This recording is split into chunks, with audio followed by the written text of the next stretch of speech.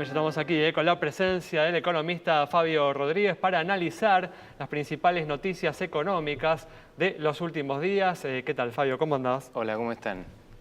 ¿Cómo andan tus cosas? ¿Todo bien? Muy bien, gracias por la invitación. Muy bien, bueno, en el primer bloque hablábamos sobre el incremento que registró la deuda pública argentina en relación al PBI en el 2018, un incremento de 30 puntos porcentuales en relación al mismo mes del 2017. Bueno, explicábamos, ¿no?, que este incremento en parte responde a la fuerte devaluación que se registró el año pasado, ¿no?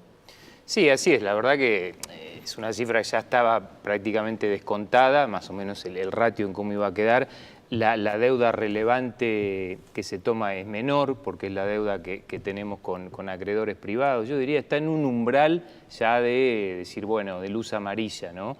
A partir de aquí, bueno, hay que imaginar un futuro de cómo se crece, fundamentalmente, para darle sostenibilidad a esa deuda o al repago de esa deuda. Por supuesto, es un desafío importante, parece que ya más para el gobierno que venga, pero lo fundamental es pensar en cómo atender ese endeudamiento con un esquema de crecimiento, ¿no? Que vos estás destacando justamente un aspecto que mencionamos, que es del 86,2%, que es el total, ¿no?, de la deuda pública en relación al PBI.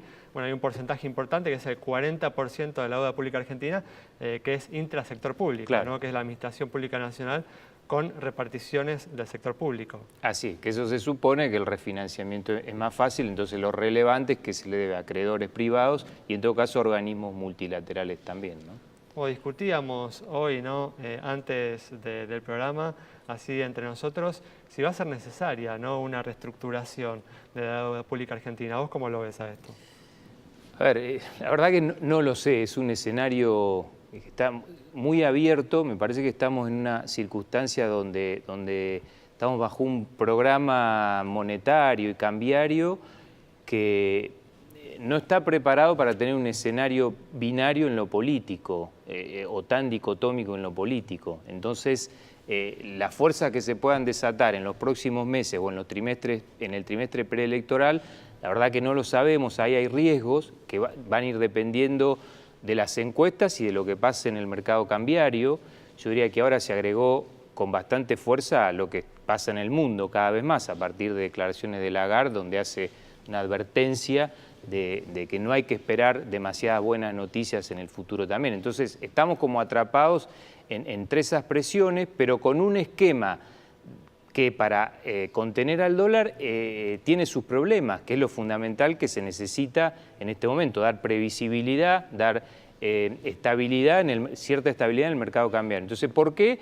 Porque bueno, estamos en un programa con el fondo donde no se puede intervenir, donde se promueve una flotación en un esquema de bandas muy anchas, y ahí estamos atrapados en ese esquema, donde el Banco Central anuncia hace poco un esquema para reforzar la dureza monetaria, mínimo en la tasa de interés que se va a pagar en el ELIC, dando una señal de que no se va a aflojar en este programa de tasas altas y restricción monetaria. El lunes pasado, ¿no?, justamente se anunció, ¿no?, que a lo largo de abril la tasa de política monetaria no va a bajar de 62,5%. Claro, es una ¿no?, señal fuerte, una tasa altísima. Yo creo que eso está teniendo cada vez rendimientos decrecientes, cada vez sirve menos, porque eso está en realidad con un ojo está mirando y decir, bueno, le quiero hablar al dólar, pero como al dólar no le puedo hablar o no tengo herramientas, lo hago con este tipo de instrumentos. Me parece que Argentina tiene que seguir insistiendo y planteando que llegado el momento, el fondo le tendría que habilitar mayores dólares de las reservas internacionales con destino a intervención cambiaria, siempre dentro de ciertos límites,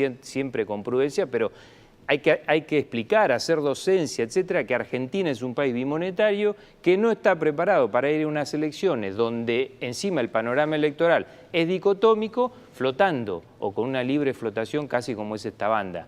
Parece que hay que persistir en eso y bueno, veremos qué resultados se tienen, ¿no? ¿Aguanta, Fabio, la economía argentina con una tasa de 62% 5 o 6 meses más hasta las elecciones?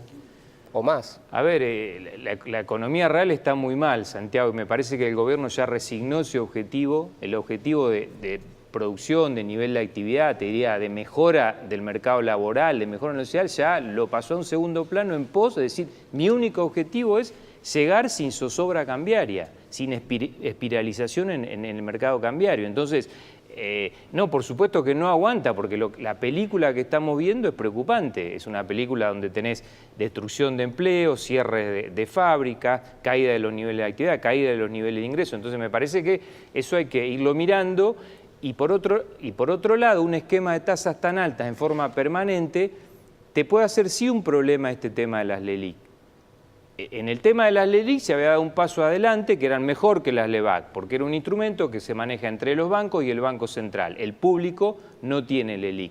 Pero no nos olvidemos que las LELIQ son el respaldo de los plazos fijos que tiene todo el público. Entonces, si agrandamos eso demasiado y a una tasa de devengamiento permanente de estos niveles, bueno, se puede hacer un problema a mediano plazo. Entonces, me parece que sí, lo miraría con cuidado y son cifras que ya van siendo importantes, ¿no? El devengamiento mensual está trepando a los 40.000 millones de pesos por mes que tiene este stock de LELIQ.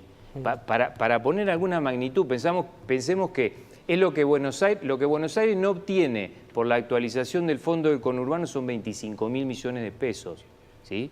Y estos son 40.000 millones o más que se devengan mensualmente por LELIQ, ¿no? Como Fabio mencionaba justamente recién para ir terminando, lo notable, ¿no?, de un gobierno que ha tenido que priorizar este año la estabilización por sobre el nivel de actividad económica en un año electoral, ¿no?